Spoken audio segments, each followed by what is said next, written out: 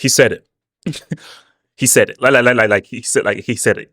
He's guilty, but you can't convict. We'll get there. Let's first deal with the football, then we'll deal with Prestianni, aka Brictiani and Vini. Look, do we owe Arbeloa an apology? That's what I'm saying. Do we owe Arms an apology?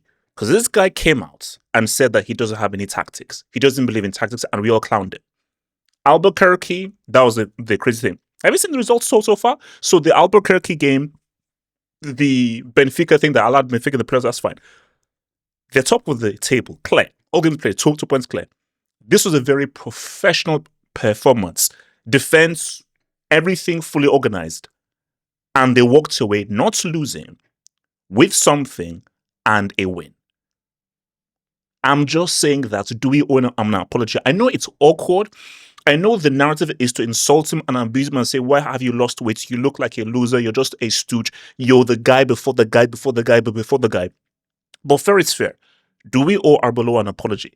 Because as of right now, it's so far so good. He's taking a 1-0 lead to the second leg, playing at the crib, and he's 2 points clear of Barcelona. Do we owe the guy an apology, or is that just not fit for the agenda? The agenda must be we must hit Arbeloa. So I'm saying, all I'm saying, that maybe, just maybe, he might be cooking slightly. Vinicius Jr., this team needs him. No one person can lead them through. Mbappe has been key. Once they figure out a world where Mbappe and Vini can coexist, Real are very dangerous. But the reason why Real won their last UCL was a massive reason was Vinicius Jr. Shout out to Toni Kroos, shout out to the whole team. Everybody played well. Riga played well. Couture was huge. But Vinicius Jr. was a very key component. And that goal that he scored, very few players in this world can create a goal like that, because that goal is a completely solo goal where an individual has made that goal fully from himself without help from anybody. And very few players can score a goal like that the way that Vinicius Jr. scores. So if somehow you can create a world where Vini and Mbappe can coexist, Real can cook, because Vinicius Jr., when he's bad, we cook him. But when this guy's at his best, he is one of the best players in the world. You can talk Mbappe, you can talk Pedri, you can talk Vitinha, you can talk Yamal. Vini's right there. When Vini's at his best, there are very few players in this world, on this planet called the Earth, this green and freaking blue rock, third rock from the sun. There are very few players you could take ahead of Vinicius Jr. And he showed you his quality with that G. Now, let's talk about it. Why do guys do this? So the reason why guys do this is because they don't want the cameras to know what they're saying. So you see, you've got to do the math here. Let's do the math. Vini scores the goal. Vini now does the Macarena to the corner flag. Provocative. The Benfica fans are pissed off. The Benfica players are pissed off because they feel the celebration is mocking and provocative. You can see how angry the Benfica players are. So Prestianni and Vini have a back and forth. Prestianni is saying stuff to Vini. Vini is saying stuff back. Prestianni is speaking like this fully. He's not covering his mouth. He's saying stuff.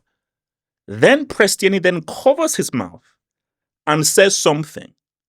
Vini hears it and says to the referee, mono, which of course means monkey, translated from Spanish. This is the O.J. Simpson complex. I am 99% sure that O.J. Simpson killed those two people. I am 99% sure. But because that's 1%, you can't convict. I believe he did it. He did it. Even if it was found innocent, I believe O.J. Simpson is guilty and he did it. He is a murderer. He did it and he got off. But because I'm not 100% sure, you can't convict. I am 99% sure that Prestianni racially abused Vini. But because there's that 1%, because his mouth was covered, you can't send him off. You can't convict him. You simply can't. So the referee did the right thing, because the referee said to Vini that his mouth was covered and we do not know for sure what was said. Because you can't have any mouth readers because his mouth was covered. So it's your word against his. And we can't go through with that.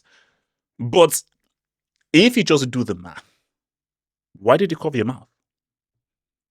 Because we know that you're angry. We know your teammates are angry. You know you're having a back and forth, and your back and forth is angry based on Vini's celebration. So you covering your mouth, why are you covering your mouth to say puta merda? Or puta. People say that all the time.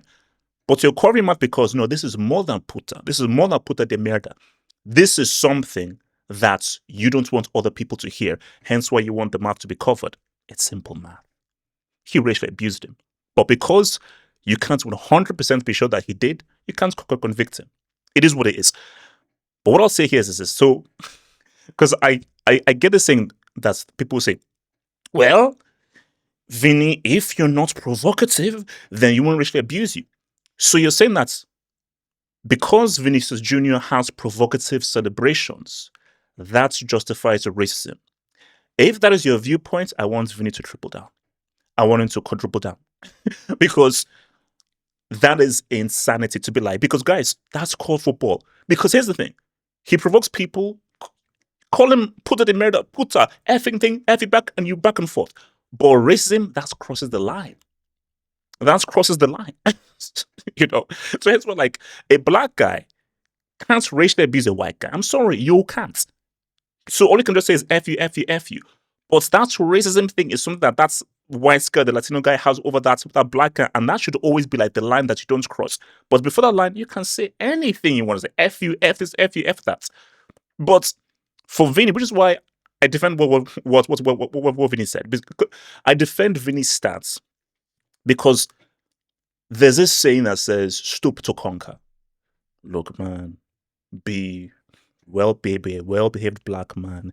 Be nice, be good. Because if you're provocative or if you do too much, they don't like it. You don't want to provoke them. And if you provoke them, they'll racially abuse you. So just be very nice. Be very kind of be a good black man. Be a good black boy. Because if you're a good black boy, then they'll pat you on the head like this. In the 40s, that can pop off. In the 1800s, that can pop off. In the 1600s, in the field, that can pop off. It's 2026. We have AI. We have social media.